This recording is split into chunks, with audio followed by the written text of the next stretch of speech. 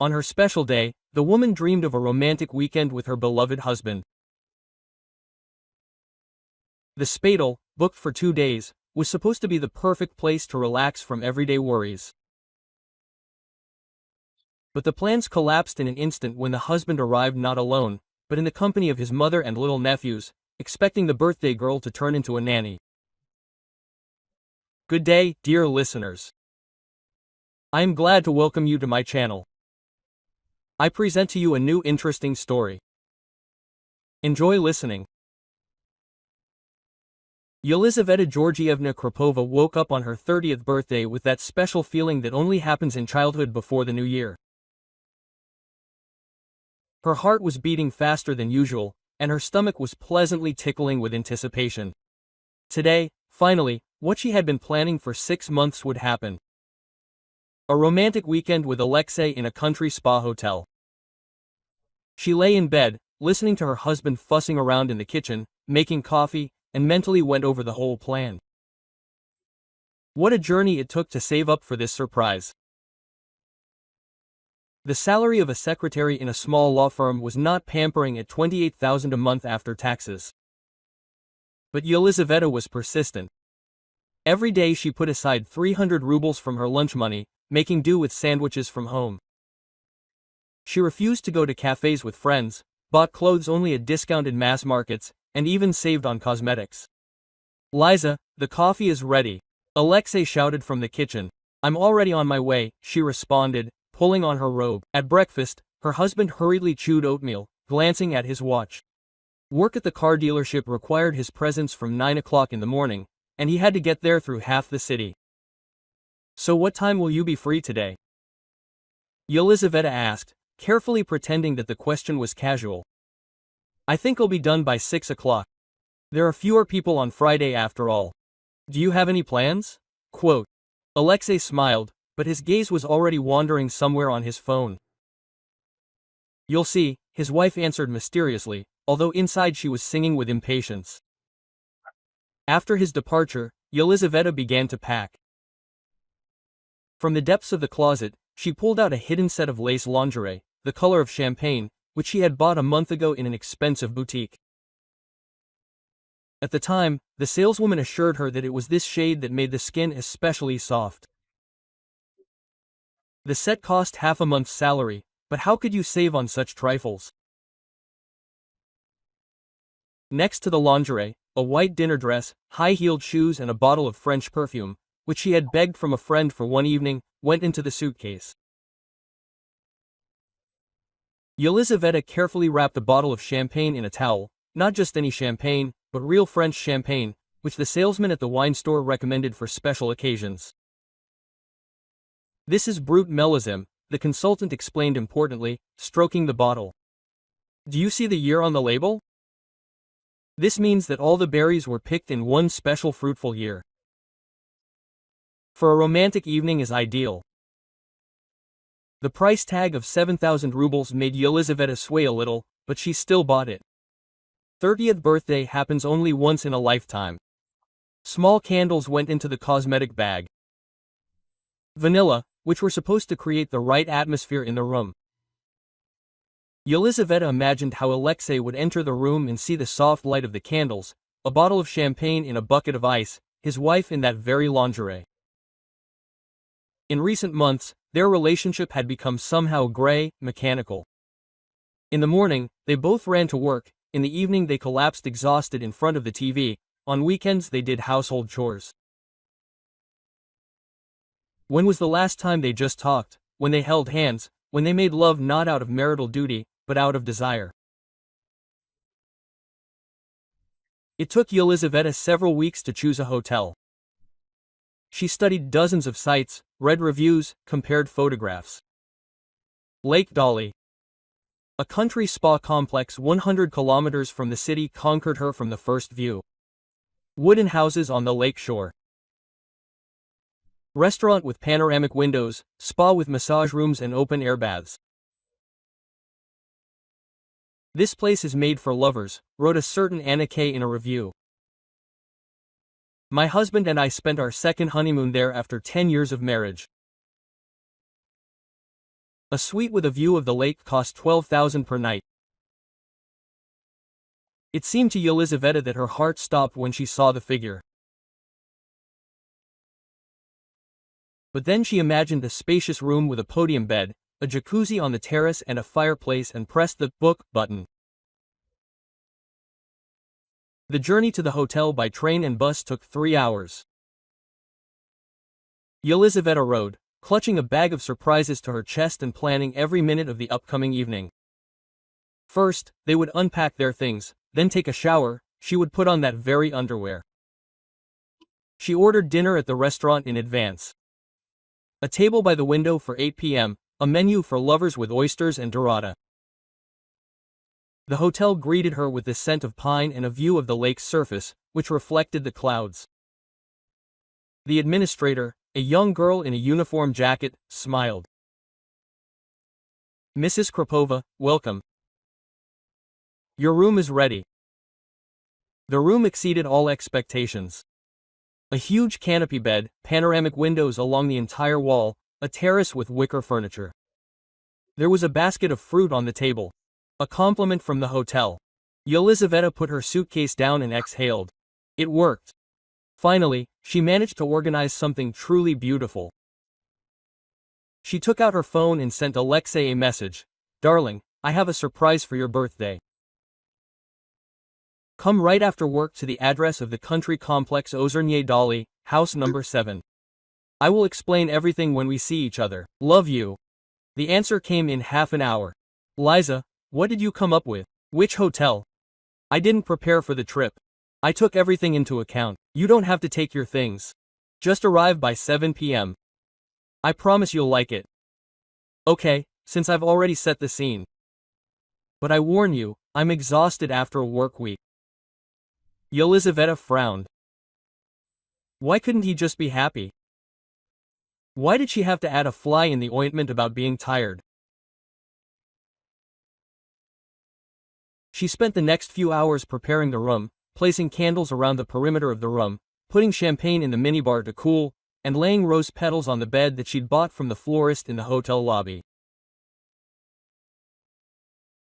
In the bathroom, she prepared lavender bubble bath. They could take a bath together, like in the movies. At 6:30, she was standing in front of the bathroom mirror and applying lipstick. The white dress fit perfectly, emphasizing her figure and making her skin glow. She had gathered her hair into a casual bun, with individual strands sticking out. Alexei had always liked that hairstyle. At 7 p.m., Yelizaveta was already on duty at the window, looking out for the familiar gray Jeep. The minutes dragged on painfully, slowly. Anxious thoughts were spinning in her head. What if he changed his mind? What if something happened at work?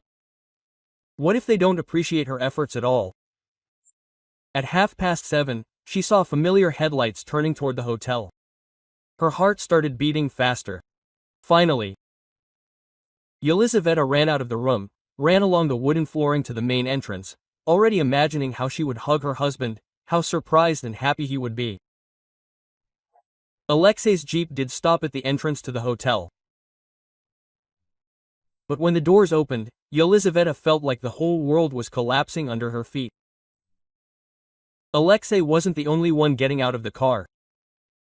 His mother, Inna Viktorovna, a 58-year-old woman with a shock of dyed hair and a habit of bossing everyone around, was majestically unloading herself from the front passenger door. And 2 teenagers, her husband's nephews, 13 and 15 years old, were jumping out of the back doors. "Lisa." Alexei waved his hand at her, but his expression was guilty and tense. "Hello, darling." Elizabeth stood rooted to the spot, unable to utter a word. Everything. A romantic dinner, an intimate setting, plans for the evening and tomorrow. Everything collapsed in 1 second. "Elizabeth," Inna Viktorovna called out loudly, heading towards the entrance to the hotel. "Don't stand there like a pillar, help the boys with their bags and explain what kind of nonsense you've done with this hotel. You should have warned us that there would be company." Meanwhile, the nephews were running around the car, loudly discussing the hotel grounds.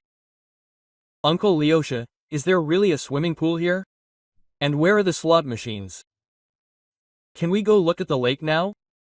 Alexei went up to his wife and shrugged his shoulders guiltily. Lizak, I'm sorry, it happened so unexpectedly. My mother called this morning, my sister went to the hospital. I needed to urgently pick up the boys, and the ticket had already been paid for. She said, it would be a sin to waste them, there's enough room for everyone. Yelizaveta looked at him and didn't recognize where the man she fell in love with 7 years ago was. The one who knew how to make decisions and protect their relationship from strangers. Alexei, it's my birthday, she said quietly. I spent half a year preparing. I saved money. I understand, dear, but what to do now? You can't abandon the children. And mother was so upset about her sister. Yelizaveta Viktorovna shouted again from the entrance. How long will you stand there? We are tired from the road, we want to check in as soon as possible. And Yelizaveta realized that the worst-case scenario of her 30th birthday was just beginning. The lobby of the Ozernye Dali Hotel was decorated in Scandinavian style. Light wood, soft cream tones, subdued lighting. Usually there was an atmosphere of calm and privacy here, but now this place resembled a train station at rush hour. Ina Viktorovna stood at the reception desk, waving her arms and demanding immediate attention. She was wearing a bright pink sports jacket with shiny inserts and jeans with decorative rhinestones, an outfit that screamed about the desire to look younger than her 58 years. Girl, we need extra beds in the room, she told the receptionist imperiously. There are 5 of us, not 2. Is it really that hard to put in folding beds? The receptionist, the same pretty girl who had greeted Yelizaveta so warmly a few hours ago, was now leafing through the documents in confusion. Quote, excuse me, but the room is booked for 2 people, the suite is designed for a maximum of 3, and that requires an extra charge. What extra charge? Ina Viktorovna was indignant. We are a family, the children are small, should they sleep on the floor? Meanwhile, the nephews were running around the hall, studying the territory. The eldest Danilo, a 15-year-old teenager with hair sticking out in different directions, pointed his finger at the advertising brochures of the tincture. Grandma Ina, look, it says here that the spa center has a Finnish sauna, and I have never been to a sauna. The youngest Kirill, 13, has already managed to find a soda machine. Uncle Lyosha, give me money for a cola and also for chips. And where is the Wi-Fi here? Yelizaveta stood to the side and felt a dull panic growing inside her. This could not be happening to Eva. This was some kind of absurd nightmare from which she could wake up at any moment. Alexei fussed between his mother and the administrator, trying to resolve the issue with the placement. Listen, if we pay extra, how much will the extension cost? Rooms? An extra bed is 3,000 rubles per night, the girl answered. For 2 children it will be 6,000 plus food 6,000, Ina Viktorovna squealed. What is this money for? For a mattress on the floor. Yelizaveta came closer and quietly said to the administrator, excuse me, can we talk separately? They went to the window. Yelizaveta felt her hand shaking. You see, initially this was a surprise for my birthday. A romantic weekend for 2. I didn't plan this whole company. The girl nodded sympathetically. I understand you, but what can I do? The hotel is full. There are no free rooms. We can offer additional beds in your room or in the neighboring building. There is an economy option. Economy, Ina Viktorovna heard. Yelizaveta, what are you doing? Are you suggesting that your mother-in-law spend the night in some barn? Ina Viktorovna, I didn't suggest, Yelizaveta began, but her mother-in-law had already gotten into a rage. Didn't suggest? What then? Do you think we're superfluous here?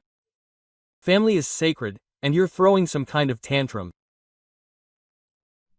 Danilo and Kirill stopped running around the hall and were now watching the unfolding family drama with interest. Several hotel guests also turned around at the noise. Alexei tried to intervene. "Mom, no need to make a fuss. We'll think of something." "I'm not making a fuss," Inna Viktorovna declared even louder. "I just don't understand why my son's wife is making a mountain out of a molehill.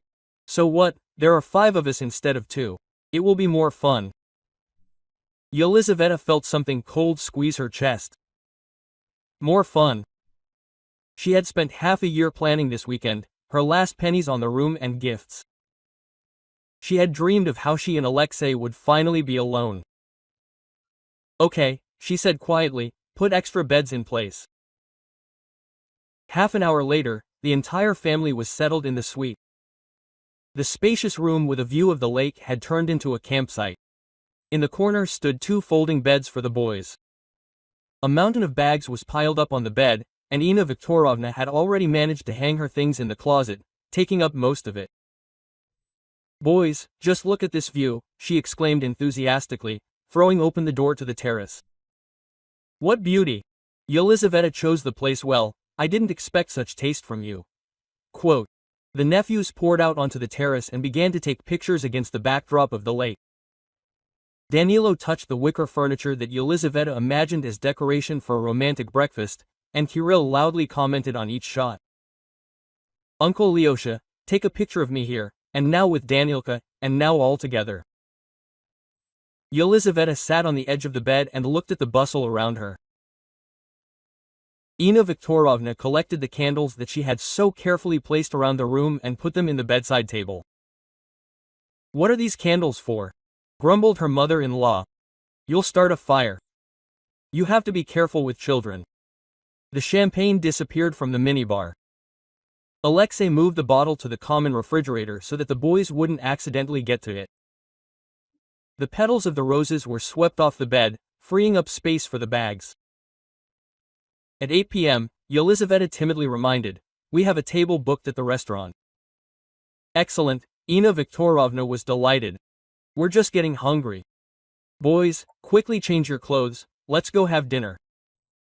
"But the table is booked for 2, Yelizaveta tried to object.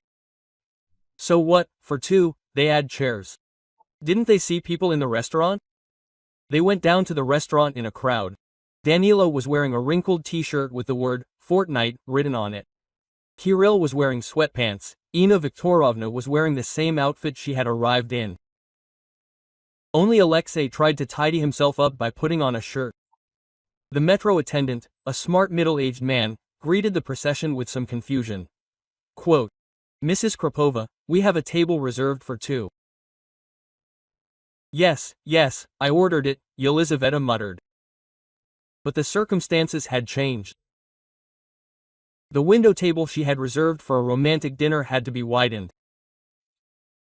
A snow-white tablecloth, candles, elegant table setting. All this lost its meaning when a noisy company sat down at the table.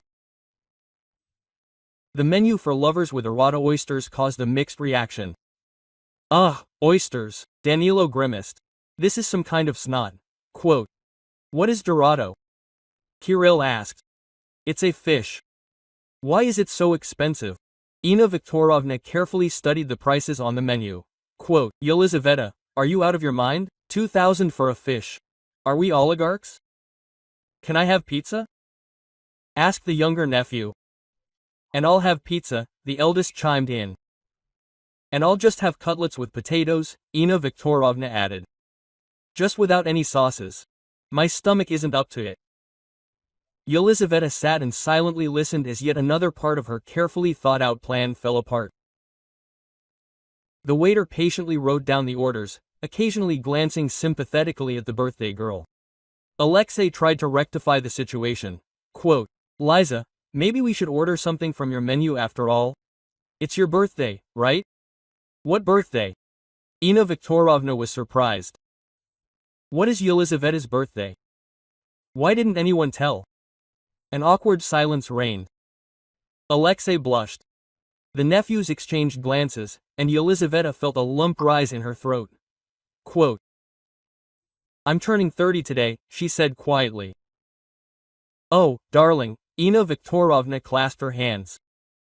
"I didn't know." Leosha, why didn't you warn me? I had to buy a present. Mom, I told you this morning when I explained about the hotel. How could I remember, when there's such a fuss with my sister and the kids? Quote, the mother-in-law waved it off. Oh well, we'll celebrate properly. Waiter, do you have any champagne? Do you have champagne? Yelizaveta muttered indistinctly, thinking about the French brute that was cooling in their room. Dinner turned into a nightmare.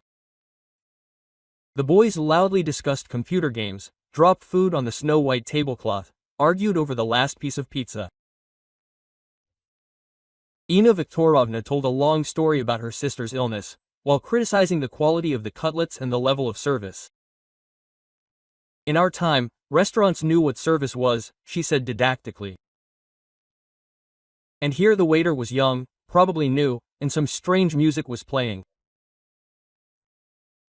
The romantic jazz composition to which Yelizaveta had planned to have a candlelit dinner with her beloved husband now seemed like a mockery. By 10 p.m., when they finally returned to the room, Yelizaveta felt completely exhausted. The boys immediately collapsed on their folding phones. Ina Viktorovna took over the bathroom, and Alexei plopped down tiredly in a chair. Lizak, I'm sorry it turned out this way, he said, rubbing his temples. I didn't expect my mother to behave like this. How will she behave? Yelizaveta asked tiredly. Well, so unceremoniously. But you understand, it was a force majeure situation. My sister was in the hospital, the children needed urgent care. Yelizaveta looked at her husband and suddenly realized that he sincerely did not understand what was happening. For him, this was really just an unfortunate coincidence, and not the collapse of her dreams and plans. Quote, Alexei, I've been saving up for this hotel for 6 months, she said slowly.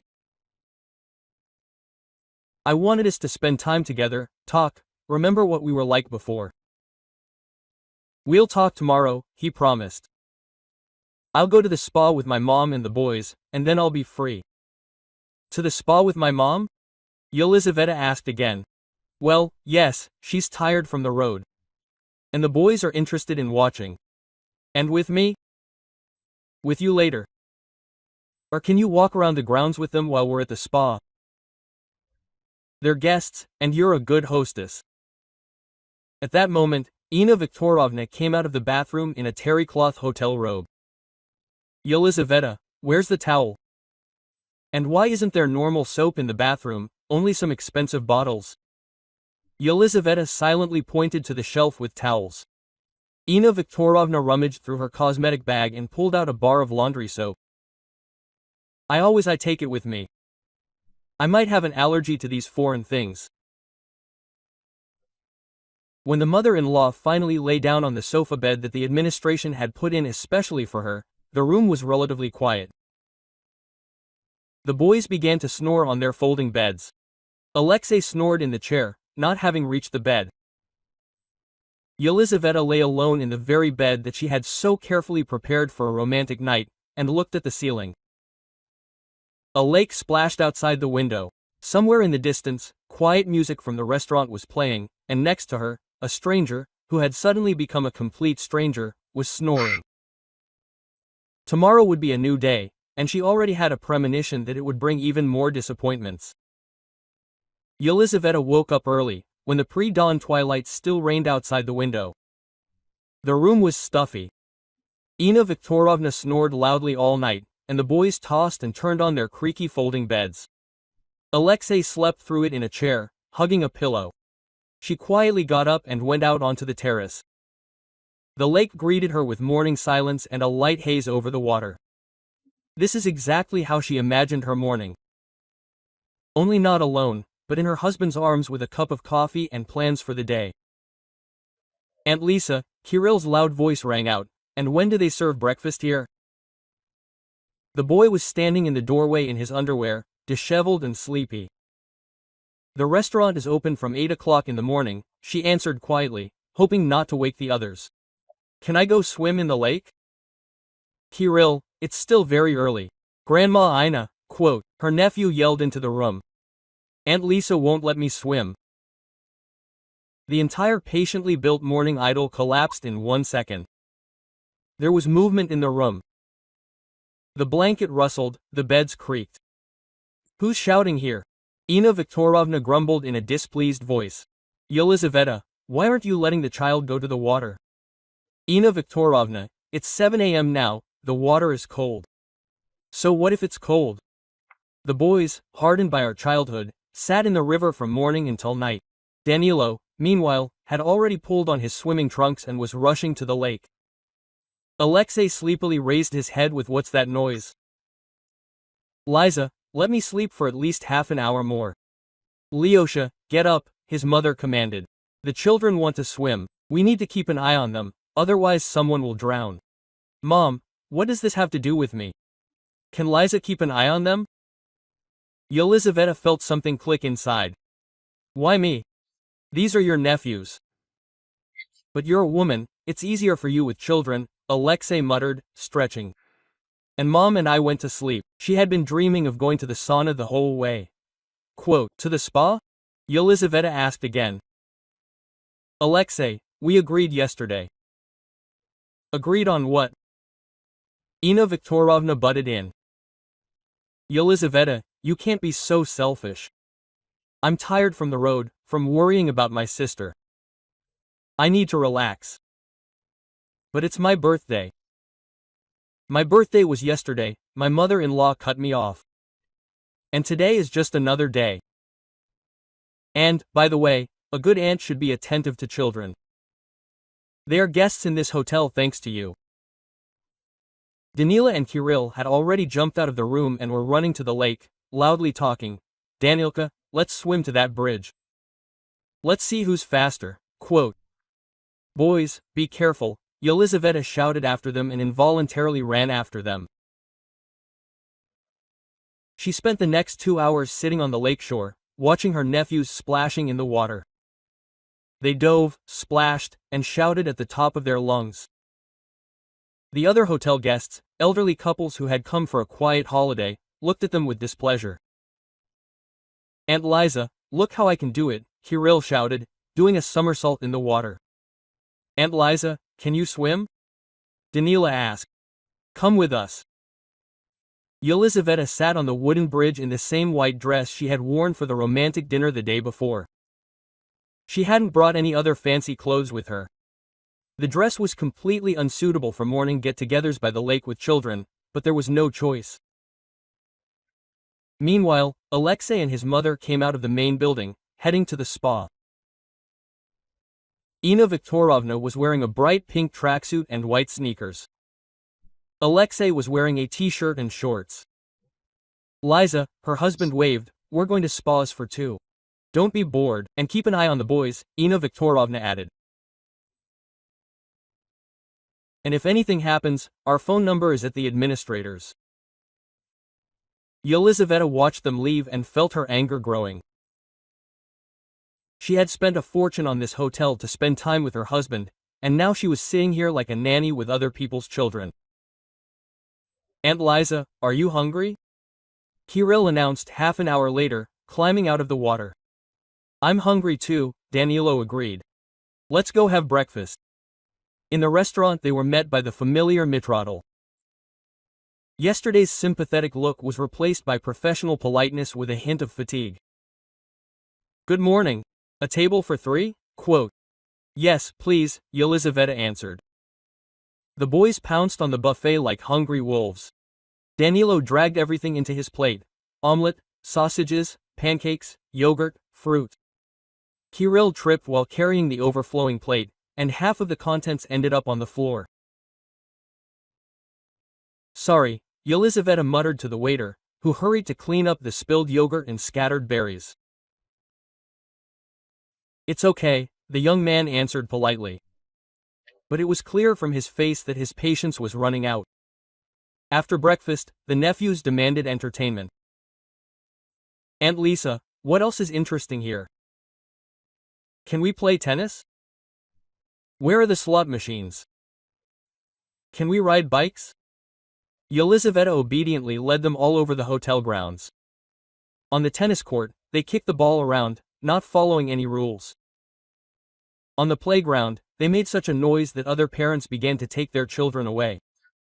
At the slot machines, they demanded money to play. I don't have any cash with me, Yelizaveta tried to explain. But you can use a card, Danilo persisted. Or ask Uncle Lyosha when he gets back. But we want to now. By lunchtime, she felt completely exhausted. Alexei and his mother returned from the spa center happy and relaxed. Oh, what a sauna there is, Ina Viktorovna admired. And the massage is simply wonderful, Yelizaveta, you should definitely go. When, quote, she asked tiredly.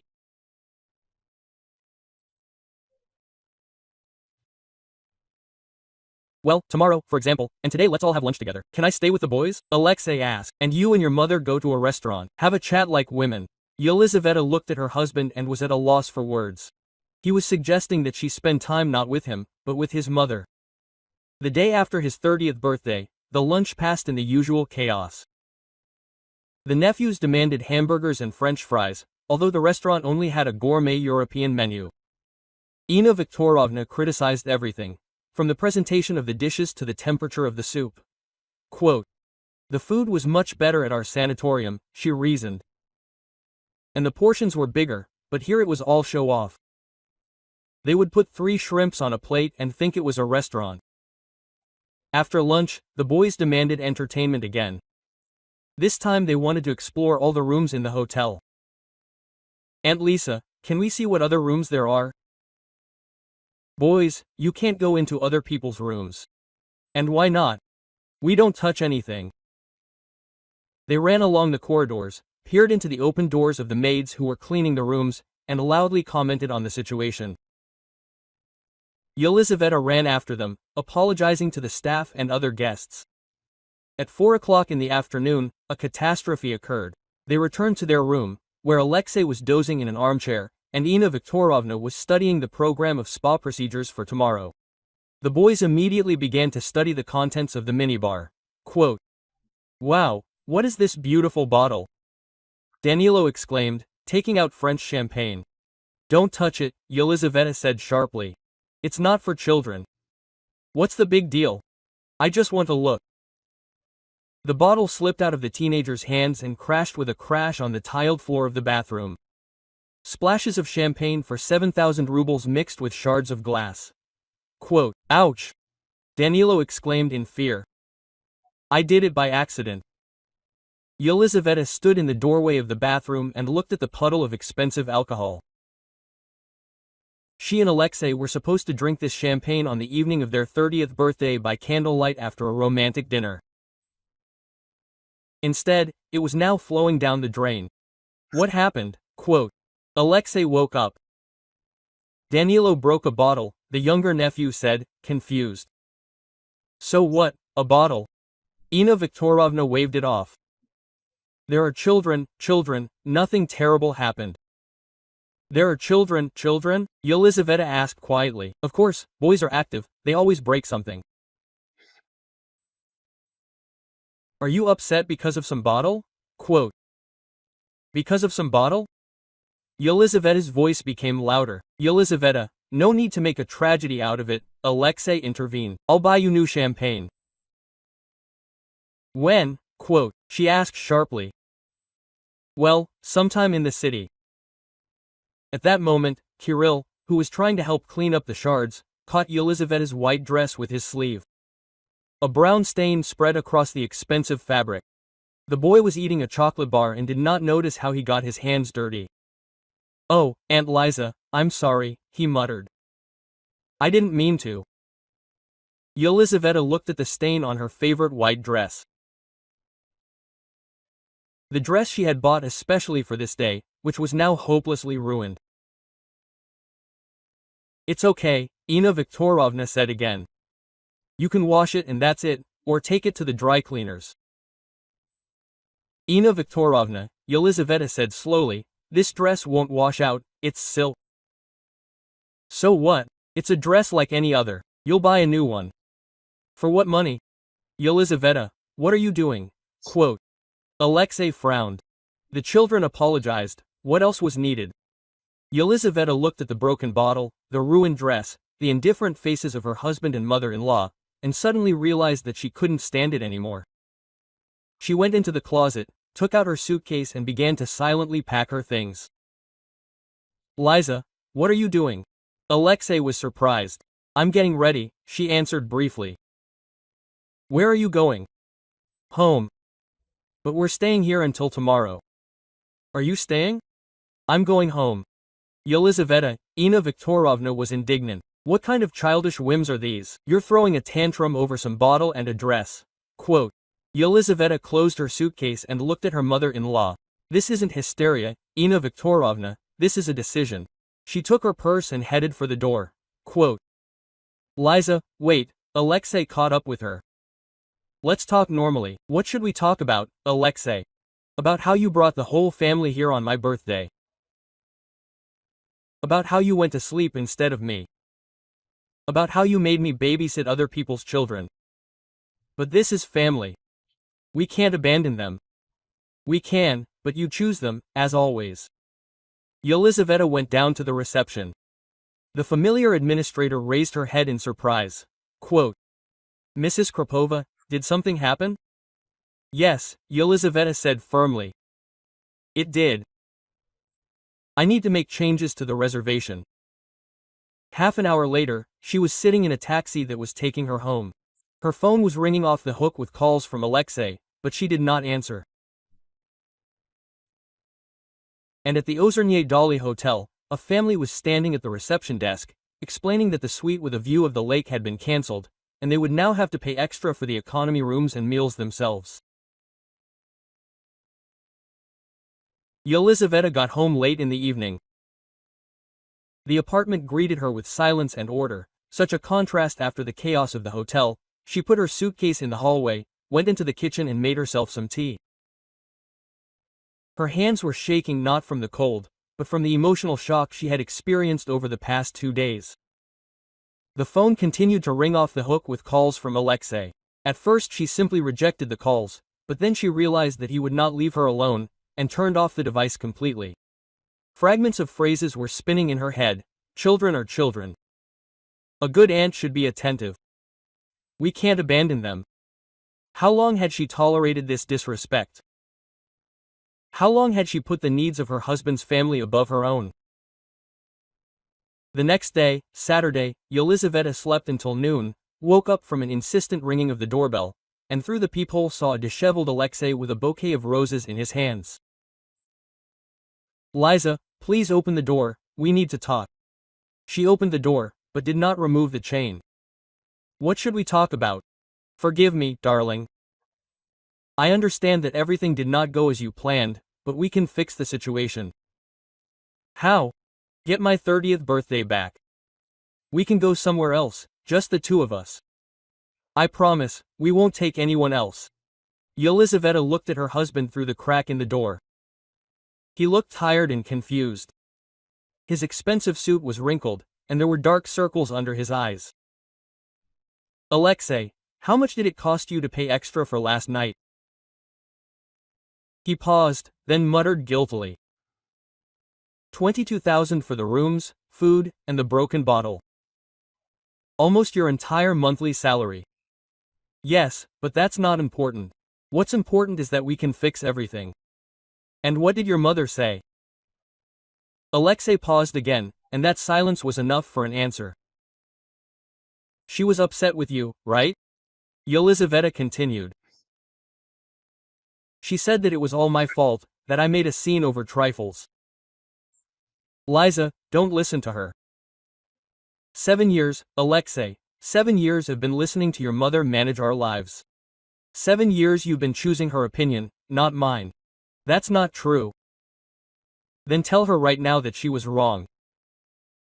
Call and tell her you ruined my birthday and that you have to apologize." Alexei blinked in confusion. "Liza, she is the mother. She is upset about her sister, she is worried." "That's it, I understand everything." Yelizaveta closed the door. Alexei stood by the door for another half hour, persuading her to open it, but she did not respond. The next few days passed in strange calm. Yelizaveta took a day off from work and did what she had been putting off for months: sorting through documents, general cleaning, reading books. Alexei called every day, sent messages, even ordered flowers through a courier, but she did not answer. A week later he came again. This time with the keys to the apartment. Quote, "Liza, I'm back. Enough of this theater." "What theater?" she asked calmly. "Well, this silence, resentment. We are adults, we can solve everything humanely. Okay, let's decide. I'm filing for divorce." Alexei sank down on the couch as if his legs couldn't hold him up. "You can't do this." "I can and I am." "Because of what?" "Because of one bad weekend." Yelizaveta sat down opposite her husband and looked at him carefully. "Alexei, when was the last time you protected me from your mother?" "I don't understand the question." "When was the last time you chose my interests over her opinion?" "Liza, this is family. I am your family, or was. But your mother is a separate person. An adult woman who should solve her problems herself, and not shift them onto us." Alexei was silent, trying to find arguments. Quote, "Do you know what struck me most about the hotel?" Yelizaveta continued. "Not that you brought them, but that you sincerely did not understand why I was upset. For you, these were just unfortunate circumstances. And wasn't it?" "No, Alexei, it was a choice. You chose between me and your mother, and you didn't choose me." The divorce was being processed for 2 months. Alexei hoped until the very end that Yelizaveta would change her mind, but she was adamant. When dividing the property, it turned out that the car and the dacha were registered in her name.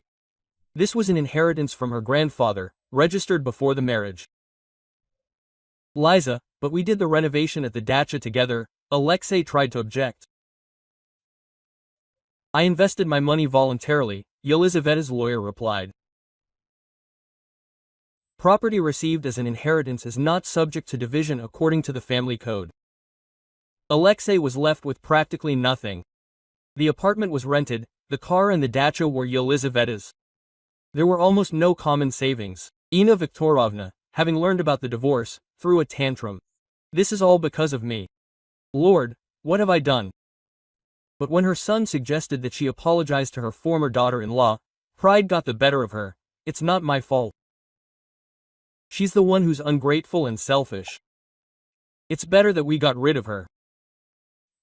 6 months after the divorce, Yelizaveta met Dmitry, a lawyer from a neighboring department of their office center. He was 3 years older, divorced, and raising an 8-year-old daughter. The first thing he said on their second date was, "I have a mother, and sometimes she can be difficult, but these are my problems, not yours. If she interferes in our relationship, I'll deal with her myself." The words seemed like music to Yelizaveta. A person who understands boundaries, who is ready to protect his family. When they started dating, Dmitry's mother really tried to show character, criticized Yelizaveta for her hasty divorce, hinted that a woman of 30 is no longer a gift. Dmitry reacted harshly. "Mom, either you behave decently with Liza, or we only communicate on the phone. Make your choice." The mother-in-law quickly realized that her son was serious and reconsidered her behavior. Yelizaveta and Dmitry got married after a year of dating. The wedding was modest. Only the closest friends and relatives. No large-scale celebrations, no show. And what about Alexei? After the divorce, he could not find housing that would suit him financially for a long time. He had to move in with his mother in her 2-room apartment. At first, Inna Viktorovna was happy about her son's return, but very soon she realized that living together with an adult man was not the same as rare visits from her son-in-law. Alexei became irritable and gloomy. Working at the car dealership did not bring the same pleasure. Without a wife who created a home and supported him, life seemed gray and meaningless. He tried to date women, but the relationship did not work out. Potential brides quickly realized that the man lived with his mother and was not ready to set boundaries. Quote, Lesha, maybe you should see a psychologist? Svetlana, a colleague at work, once suggested cautiously. You've become kind of lost. Yes, everything is fine with me, he snapped. But there was nothing. In the evenings, he sat in his children's room. Ina Viktorovna was never able to transform it into an adult space and scrolled through social networks. Sometimes he went to Yelizaveta's page and saw photos of her new life, trips with her husband, family dinners with his daughter, photo submissions that were once theirs. Ina Viktorovna had changed too. The joy of her son's return quickly gave way to irritation. Alexei left dirty dishes, scattered things, and could come home late without warning. And most importantly, he was constantly unhappy. Quote, Why are you frowning? She asked. You live like Christ is in the bosom of Christ. You don't pay rent.